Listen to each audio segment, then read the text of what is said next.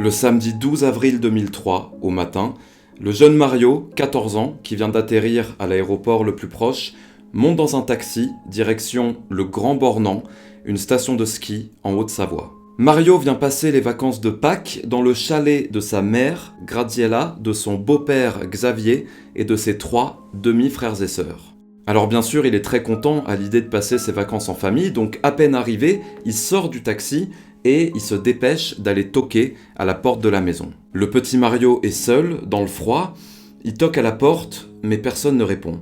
Et là, il comprend pas parce que toute la famille est au courant de son arrivée, et il comprend pas pourquoi sa maman ne lui ouvre pas la porte. Donc il va réessayer plusieurs fois, et c'est la même chose, personne ne lui ouvre.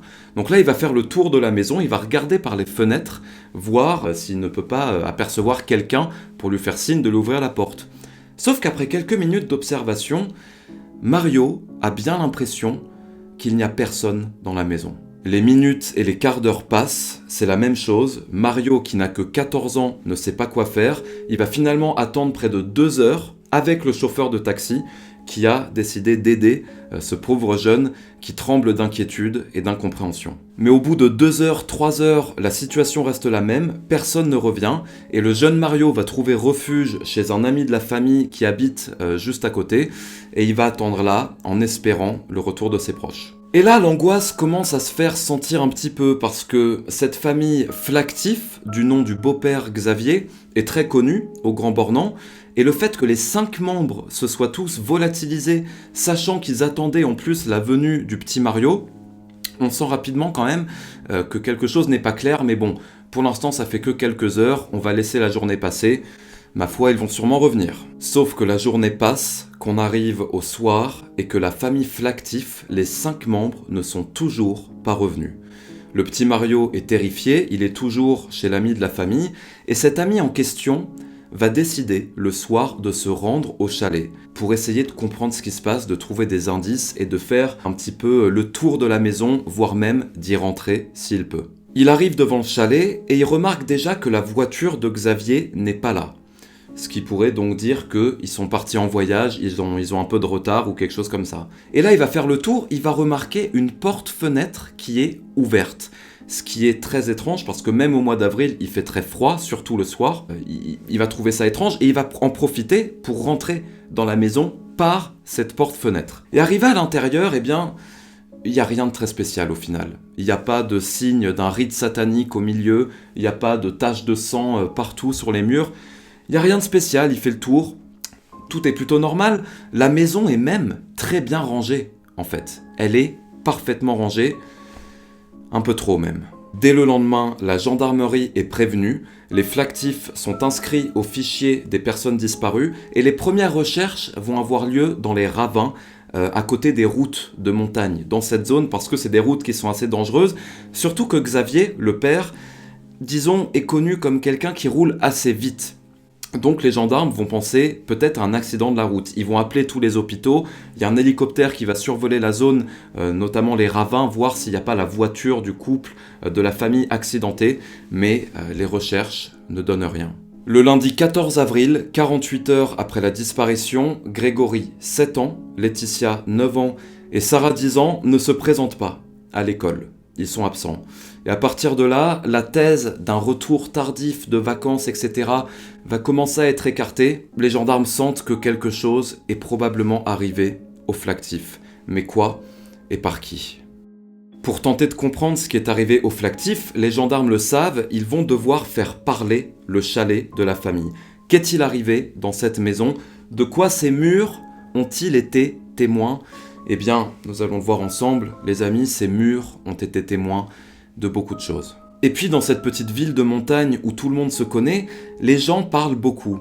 Et quelqu'un sait peut-être quelque chose sur la disparition des Flactifs, voire a commis un acte qu'il tente de cacher, surtout que comme on va l'apprendre, la famille Flactif était loin, très loin, d'être appréciée de tous. Une première perquisition des gendarmes est menée dans le chalet des Flactifs ce lundi 14 avril.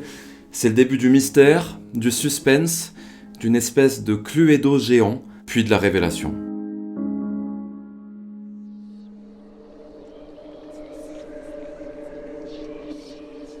Bienvenue à toutes et à tous, membres du Cercle Noir. À chaque fois que je prépare une vidéo, j'essaie de trouver une affaire qui soit un peu moins terrible que la précédente, mais j'ai l'impression que je n'y arrive pas du tout, parce que cette affaire-là de la disparition de la famille Flactif, les disparus du Grand Bornand, c'est assez hors du commun. Que ce soit au niveau du mystère, du suspense, de la révélation de ce qui s'est passé dans le chalet.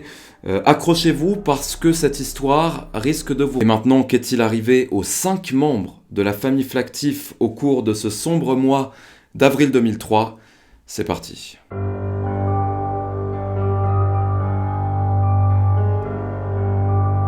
Donc le lundi 14 avril, 48 heures après la disparition de la famille, va avoir lieu la première visite du chalet par les gendarmes. Mais pendant ce temps, dans ce petit village de montagne, les habitants s'inquiètent, bien sûr, mais aussi parlent beaucoup. Xavier Flactif, le père, est promoteur immobilier, il est très connu dans le village parce qu'il possède pas mal de terrains qu'il revend ou qu'il loue, etc.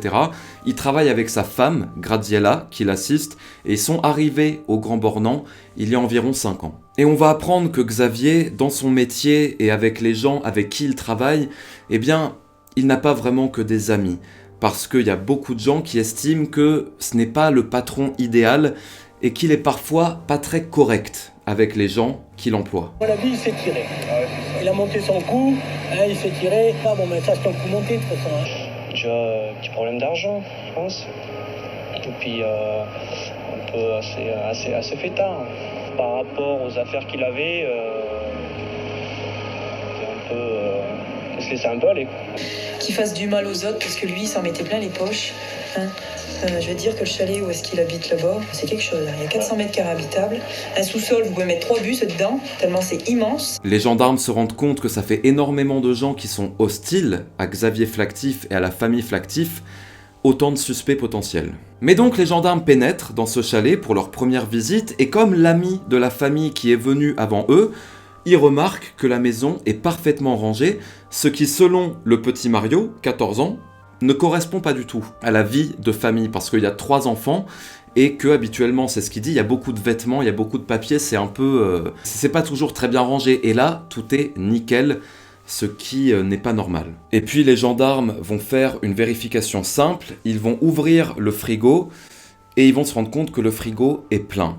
Il y a également 2 casseroles pleines sur le feu.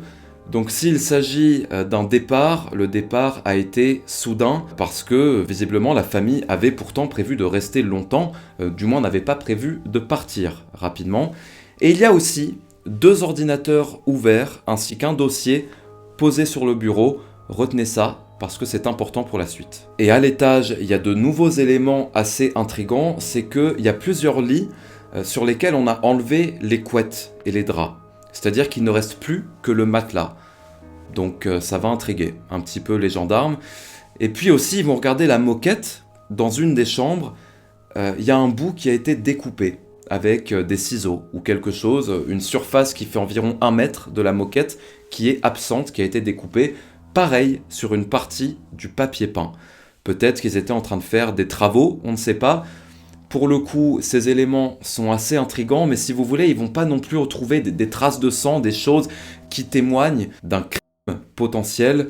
Donc, éléments étranges, mais pour l'instant, il n'y a pas vraiment plus d'éléments que ça. Le lendemain, la famille est toujours disparue, et vous savez que dans ce genre d'affaires, les gendarmes reviennent très régulièrement dans la maison pour voir si des choses ont changé. C'est ce qu'ils vont faire le lendemain de leur première visite, et figurez-vous que les 2 ordinateurs et le dossier qui étaient posés sur un bureau, eh bien, ont disparu. Quelqu'un s'est introduit cette nuit dans le chalet pour s'en emparer. Est-ce que cette personne a un lien avec la disparition des Flactifs? Est-ce que c'est juste 2-3 racailles qui passaient par là, qui ont volé les ordis? Pour l'instant, on ne sait pas, mais les gendarmes sentent que cette affaire peut prendre une tournure criminelle. Et donc, ils vont faire appel aux techniciens de l'identification criminelle qui, eux, sont chargés, si vous voulez, de trouver des éléments qui démontrent un meurtre, qui démontrent un crime, des éléments du type tache de sang nettoyée, matière organique, peau, taches, etc. Ces experts vont passer la maison au peigne fin le jeudi 17 avril, mais pendant ce temps, et même si les gendarmes pensent qu'il s'est passé quelque chose de grave dans cette maison, la plupart des habitants du Grand Bornand ne sont pas de cet avis. Parce que selon la majorité des gens, Xavier Flactif serait sûrement aux Bahamas à cette heure-là, en vacances quelque part ou enfui sur une île parce que apparemment beaucoup de gens lui en voulaient, donc il aurait pris la fuite. Un vrai renard. Savoir toujours parler aux gens, détourner, même des entreprises qui travaillaient avec lui qui voulaient plus, il arrivait toujours à les revoir et puis...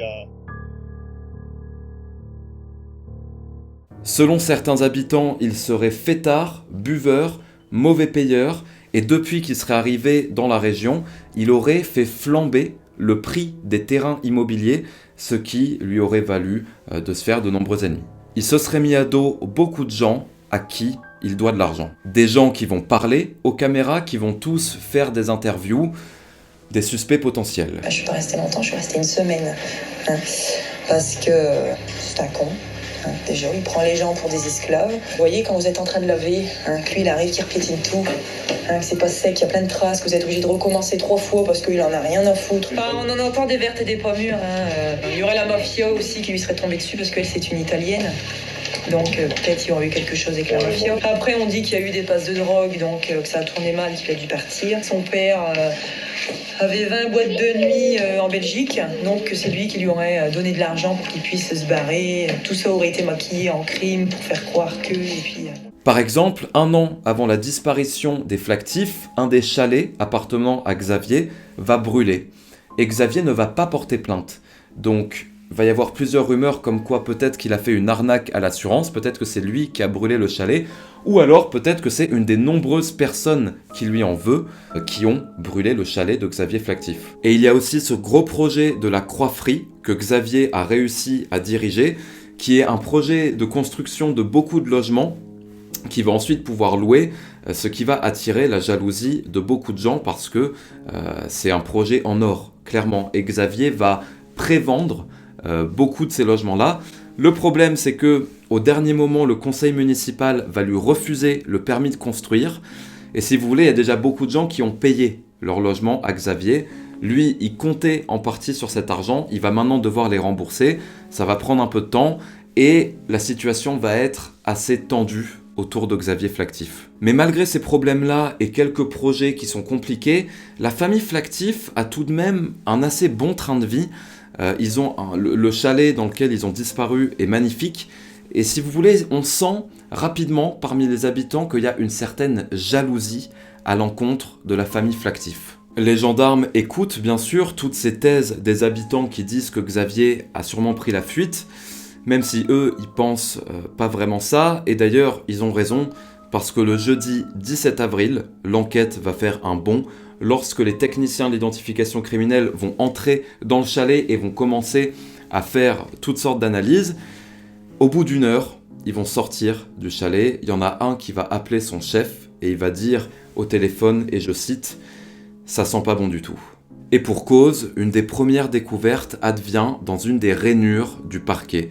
Parce que entre ces lames de parquet, dans la rainure, un des techniciens d'identification criminelle va se rendre compte qu'il y a quelque chose, qu'il y a un liquide qui remplit cette rainure, un liquide noir séché, qui bien sûr, ces gens ont l'habitude, c'est leur métier, ressemble à du sang. Et entre d'autres lames du parquet, ils vont trouver un morceau de quelque chose qui s'apparente à un morceau de dent. Il y a également des débris de verre à certains endroits de la maison et une douille de calibre 6,35 est retrouvée au pied des rideaux. Les recherches se poursuivent pendant 3 jours et au bout d'un moment, ils vont utiliser le produit Blue Star qu'ils vont projeter un petit peu partout dans la maison. Et habituellement, dans les vidéos, je vous dis qu'au Blue Star, ils ont retrouvé des traces de sang. Là, si vous voulez, une fois que le Blue Star a fait effet, dans le chalet des Flactif, c'est pas des traces de sang qu'on va retrouver, c'est des litres de sang, en fait. Sur tous les murs, sur le sol, il y en a absolument partout, dans des quantités extrêmement importantes. Un massacre a eu lieu dans le chalet des Flactif. Et en étudiant les projections de sang, on va se rendre compte qu'elles sont tellement importantes qu'il y a peu de chances qu'elles aient été causées par une balle, que ce sang ait été projeté à la suite d'un impact de balle. Non, en fait, c'est plutôt des attaques au couteau. Dans la chambre de Sarah, 10 ans par exemple, on va remarquer 2 traces linéaires de sang qui démontrent qu'elle a probablement été traînée après avoir été tuée et que son sang a laissé une trace sur tout le sol. Il y a aussi quelques gouttes de sang non nettoyées sur le canapé et sur certains des murs. Et souvenez-vous, les parties de moquette et de papier peint qui avaient été découpées, eh bien il y a du sang un petit peu autour, donc on imagine qu'en fait elles étaient imbibées de sang. C'est pour ça que le tueur les a découpées et les a faites disparaître. Les enquêteurs vont relever 5 grosses zones de déversement de sang dans la cuisine, dans les chambres, dans le salon, etc. Ça fait 5 zones pour les 5 membres de la famille Flactif. Les échantillons de sang sont envoyés pour analyse et les résultats tombent. Les 5 ADN de la famille, des parents et des enfants, sont retrouvés. Et le bout de dent qui a été également retrouvé entre 2 lames de parquet, ça vient d'une dent de lait d'un des enfants qui montre que c'était pas une exécution sommaire. Il y a eu massacre, il y a eu violence, il y a eu coup pour qu'on retrouve un bout de dent brisé. On n'ose même pas imaginer ce qui s'est passé dans cette maison. Mais surprise, il y a aussi un 6e ADN qui est retrouvé, qui n'appartient pas aux membres de la famille. C'est l'ADN d'un homme. Pourquoi cette famille a-t-elle été massacrée ? Des suspects, il y en a beaucoup. De nombreuses personnes en voulaient à Xavier Flactif, mais l'une d'entre elles va se démarquer. Parce que pendant qu'ont lieu toutes ces découvertes dans la maison avec les techniciens de l'identification criminelle, il y a au moins une 30aine de gendarmes, de scientifiques qui sont dedans, donc ça fait quand même du bruit. Et ils vont remarquer, les gendarmes, que quelqu'un les observe avec des jumelles. Et donc, bien sûr, ils vont trouver ça étrange. Ils vont aller voir cette personne pour lui poser quelques questions. Ils le connaissent déjà, c'est quelqu'un qui a fait plusieurs interviews. Il s'agit de David Otia. Comme tout le monde, il connaissait Xavier. Xavier lui avait loué plusieurs logements. Il avait eu l'occasion de travailler brièvement avec lui. Et il dit bien sûr que c'est quelqu'un de pas correct et que selon lui, selon David Otia, eh bien Xavier Flactif a emmené toute sa famille et a fui quelque part parce que beaucoup de gens lui en voulaient. Et là, quelque chose va alerter les gendarmes, c'est la façon dont David Otia et sa femme, Alexandra Lefebvre, sa femme qui a d'ailleurs travaillé pendant 1 semaine pour la famille Flactif en tant que femme de ménage et ça s'était mal passé, c'est la façon dont ce couple va dénigrer constamment la famille Flactif dans les médias. On sent qu'il leur porte une véritable haine. C'est un con. Hein, déjà, il prend les gens pour des esclaves. Du mal aux autres parce que lui, il s'en mettait plein les poches. Hein. Je veux dire que le chalet où est-ce qu'il habite là-bas, c'est quelque chose. Il y a 400 mètres carrés habitables. Un sous-sol, vous pouvez mettre 3 bus dedans, tellement c'est immense. Et en plus, les gendarmes vont apprendre, comme ça, au détour d'une conversation, que David Otia serait la dernière personne à avoir vu le couple en vie. Parce que le vendredi 11 avril, David Otia va dire que Graziella et Xavier Flactif sont allés le voir pour lui demander de s'occuper de l'accueil d'un locataire, d'un vacancier qui arrivait pendant 1 semaine au Grand Bornand et qui avait loué un des chalets appartenant à la famille Flactif.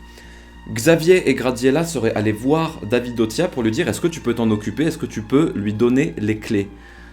David Otia apparemment se serait exécuté, il aurait accueilli ce locataire. Cette personne, d'ailleurs ce locataire, va confirmer, les gendarmes vont aller le voir, il va confirmer les dires de David Otia.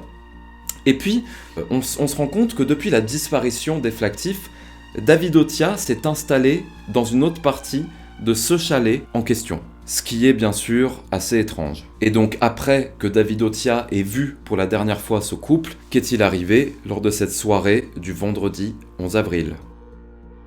Entre-temps, la voiture de Xavier Flactif, qui, souvenez-vous, avait disparu, eh bien, est retrouvée près de l'aéroport de Genève.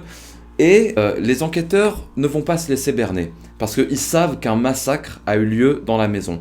Et le fait de retrouver cette voiture à côté de l'aéroport, eh bien, ils sentent que quelqu'un cherche à les envoyer sur la piste de la fuite. Parce que bien sûr, on pourrait dire, ils ont laissé leur voiture là, ils ont pris l'avion, ils sont partis. Les gendarmes savent ce qui s'est déroulé dans cette maison. Même s'ils retrouvent la voiture de Xavier près de l'aéroport, il ne croit pas du tout à la thèse de la fuite. Surtout que des analyses vont être faites dans cette voiture qui est un 4x4 et notamment dans le coffre, et du sang et encore du sang est retrouvé dans le coffre en quantité très importante. Des analyses vont être faites. Il s'agit une nouvelle fois de l'ADN des 5 membres de la famille dans le coffre. Là, les enquêteurs se disent que vraisemblablement, quelqu'un du village cache quelque chose. Donc là, 7 personnes qui habitent à côté de la famille Flactif, qui sont les plus suspectées, vont être placées sous écoute, dont bien sûr David Otia. Et souvenez-vous, ce 6e ADN masculin qui a été retrouvé dans la maison, eh bien, les gendarmes vont l'utiliser. Ils vont demander à la quasi-totalité des habitants du Grand Bornand, hommes, de se soumettre à un test ADN pour essayer de comparer et de voir si ça correspond. Et après quelques jours, bingo, l'ADN match avec un habitant du Grand Bornand. C'est quelqu'un maintenant que les gendarmes connaissent bien. Il s'agit de David Otia. Maintenant qu'ils ont la certitude qu'il est impliqué dans la disparition des Flactifs, les gendarmes vont pas l'arrêter tout de suite et ils vont préférer le laisser sur écoute et écouter ses conversations parce que peut-être a-t-il des complices et ce serait dommage de l'arrêter maintenant parce que il risque peut-être de dévoiler plus d'informations sur ce qui s'est passé. Et au cours des appels téléphoniques que les gendarmes écoutent, la femme de David Otia semble plusieurs fois préoccupée à l'idée de ce qui s'est passé en avril. Elle est au courant. La femme de David Otia est au courant de ce qui s'est passé et lors des communications téléphoniques, il va plusieurs fois faire mention d'un autre couple qui s'appelle Stéphane et Isabelle Aremza qui vraisemblablement ont pris part également à ce qui s'est passé cette nuit du 11 avril. Quand les gendarmes ont réuni assez d'informations le 16 septembre 2003, ils arrêtent tout le monde, David Otia, sa femme Alexandra Lefebvre, Stéphane et Isabelle Aremza. Une perquisition à leur domicile s'ensuit et là ils vont retrouver beaucoup d'affaires qui appartiennent aux Flactifs, des DVD, des skis, des portables et ils vont aussi retrouver chez David Otia les 2 ordinateurs et le dossier qui avaient disparu entre les 2 premières visites des gendarmes. Et lors de l'interrogatoire, au bout d'une trentaine de minutes, David Otia va avouer. Il a tué seul tous les membres de la famille Flactif. Le vendredi 11 avril au soir, il s'est rendu au domicile des Flactifs parce qu'il avait des comptes à régler avec Xavier Flactif et apparemment, selon lui, ça a dégénéré. Une bagarre entre Xavier et lui aurait suivi. Au cours de cette bagarre, David, sans le faire exprès, aurait donné la mort à Xavier. Ensuite, il aurait paniqué et pour ne pas qu'il y ait de témoins, il aurait tué toute la famille. Il a ensuite chargé les corps dans le coffre du 4x4 de Xavier et puis il est allé dans une forêt à 20 km où il les a brûlés. Il a empilé les corps les uns sur les autres avec beaucoup d'essence, des vêtements et il les a brûlés. Les gendarmes vont se rendre à cet endroit que va indiquer David Otia et ils vont en effet retrouver des restes humains, des bouts d'os carbonisés. Ils vont retrouver notamment une branche de lunettes qui appartenait à une des filles, mais si vous voulez, il ne reste quasiment rien. À part quelques bouts d'os, il ne reste plus rien de la famille Flactif. Donc selon David Otia, ce serait une dispute qui aurait mal tourné, sauf que dans d'autres pièces, on interroge Alexandra Lefebvre, Stéphane et Isabelle Aremza, et eux, ils disent que ce meurtre est prévu depuis des mois. Stéphane Aremza et David Otia se sont même rendus chez les Flactifs le 9 avril, 2 jours avant le crime, pour justement tous les tuer, sauf qu'au dernier moment, Stéphane Aremza s'est dégonflé, il a dit non, je peux pas le faire, et David Otia, lui, n'a pas abandonné parce qu'il s'est rendu seul 2 jours après et a véritablement tué la famille Flactif. Et donc, de ce que comprennent les gendarmes, le mobile, c'est ce fameux chalet que voulaient le couple Otia et le couple Aremza, le chalet qu'un locataire d'une semaine était venu habiter. Mais on se rend compte que, au-delà de ce chalet, en fait, c'est juste une extrême jalousie et une haine totale envers les Flactifs de par leur réussite et de par ce qu'ils possèdent au Grand Bornand. Et les gendarmes vont découvrir que de par la scène de crime et les relevés téléphoniques, et aussi les témoignages d'Alexandra Lefebvre et du couple Aremza, la soirée ne s'est pas vraiment déroulée comme l'a décrite David Otia, parce que ce qui s'est passé, c'est encore plus terrible. Les enfants sont rentrés de l'école vers 17h30, Ils prenaient leur goûter et ils étaient seuls dans la maison. Xavier Flactif et Graziella étaient au travail. David Otia s'est rendu à la maison et comme le dit Alexandra Lefebvre, David Otia a raconté ce qu'il a fait à ses complices. Il a commencé par les enfants. Alors que les trois prenaient leur goûter, David Otia les a tués au couteau, les a poursuivis dans la maison pour les trois, 10 ans, 9 ans et 7 ans. Je ne sais pas si vous vous rendez compte de la scène d'horreur. Après avoir tué les trois enfants, Graziella revient sur les coups de 18h. David Otia va la tuer à son tour. Puis enfin, à 18h30, c'est Xavier Flactif qui rentre et il va le tuer enfin, apparemment d'une balle dans la tête. Mais si vous voulez, les enquêteurs ne comprennent pas pourquoi tuer des enfants. Pourquoi les tuer en premier alors qu'ils n'ont rien à voir dans les problèmes qu'il a avec Xavier Flactif. Donc c'est encore plus barbare que ce qu'on pense. Les gendarmes sont choqués de ce qu'ils sont en train d'entendre. Finalement, on apprendra que Stéphane Aremza a participé au cambriolage qui a eu lieu après et il a aidé à voler les 2 ordinateurs et le dossier. C'est aussi lui qui a brûlé 1 an plus tôt un des chalets appartenant à Xavier Flactif et il a fourni le carburant qui a permis de brûler les corps, qui a permis à David Otia de brûler les corps. Quant à Alexandra Lefebvre, c'est elle qui s'est chargée de déposer la voiture de Xavier Flactif près de l'aéroport de Genève pour faire croire à une fuite. Tout ça pour ça, les amis. Massacrer une famille entière, des enfants, par jalousie, pour un chalet. Je ne sais pas si vous vous rendez compte la violence, à quel point ce sentiment de haine envers quelqu'un, de jalousie, du fait que quelqu'un réussisse mieux que soi, peut rendre des gens complètement fous. À la suite de ça, David Otia va finalement revenir sur sa version et là, au procès, il va sortir un truc complètement fou. Il va dire que quand il est arrivé au chalet des Flactifs pour s'expliquer avec Xavier, la famille était déjà morte, et qu'il y avait 2 hommes en noir qui ont ensuite décidé de faire porter le chapeau à David Otia. Personne n'y croit, bien sûr. Il va rester attaché à cette version qui va porter jusqu'au bout. C'est-à-dire que les révélations qu'il va faire aux gendarmes ne vont durer que quelques heures, et depuis des années, pour toutes les années qui suivent, sa version c'est 2 hommes en noir ont tué la famille Flactif et m'ont fait porter le chapeau. Bien sûr, ça marche pas. David Otia est condamné à perpétuité, avec 22 ans de sûreté. Alexandra Lefebvre a 10 ans, Stéphane Aremza 15 ans, et Isabelle Aremza 7 ans. Et imaginez-vous le traumatisme pour le petit Mario. Par exemple, 14 ans, qui arrive devant le chalet de sa famille, il ne se doute pas qu'en fait tout le monde a été massacré la veille. Imaginez comment vous faites pour vous reconstruire après une histoire comme ça. Donc bien sûr, on pourrait en faire un film, tellement cette histoire est incroyable. Ce qui a déjà été fait, c'est un film qui s'appelle Possession, qui est sorti une dizaine d'années, il me semble, qui retrace un petit peu l'histoire de cette famille et l'histoire de ce crime terrible. Je vous invite à aller le voir si vous le souhaitez. Donnez votre avis en commentaire sur cette affaire. Si vous avez des informations supplémentaires aussi, n'hésitez pas à les donner. Je ne peux pas tout dire, sinon la vidéo durerait 6 heures. Abonnez-vous, c'est très important de vous abonner parce que YouTube est en croisade contre nous, donc il faut résister. Les amis, on est ensemble, membres du Cercle Noir, il faut résister, c'est pas grave, je garde la motivation, on va continuer, même si c'est des histoires terribles, j'apprécie beaucoup vous les raconter, donc voilà, laissez un like à la vidéo si jamais vous l'avez aimé, et puis n'hésitez pas à la partager à vos amis, aux membres de vos familles qui sont fans aussi de faits divers.